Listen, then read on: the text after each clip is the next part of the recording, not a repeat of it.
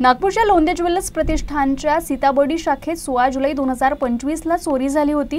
प्राथमिक तपासानंतर 24 जुलैला सीताबर्डी पोलिसांनी गुन्हा दाखल केला होता।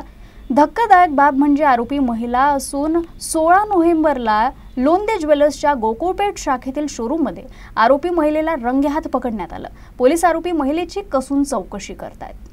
16 नोव्हेंबरला लोंदे ज्वेलर्सच्या गोकुळपेठ शाखेत या महिला आरोपीला रंगेहात पकडण्यात आलं। विशेष म्हणजे या महिला चोरानं शहरातील अनेक नामांकित ज्वेलर्समध्ये चोरी केली आहे। 16 नोव्हेंबरला चोरीच्या उद्देशानं गोकुळपेठ येथील लोंदे ज्वेलर्सच्या शोरूमला ती आली होती।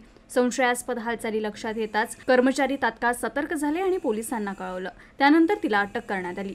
धक्कादायक बाब म्हणजे 16 जुलैला या महिलेनं मोदी नंबर 2 मधील लोंदे ज्वेलर्सच्या शोरूममध्ये चोरी केल्याचंही समोर आलंय।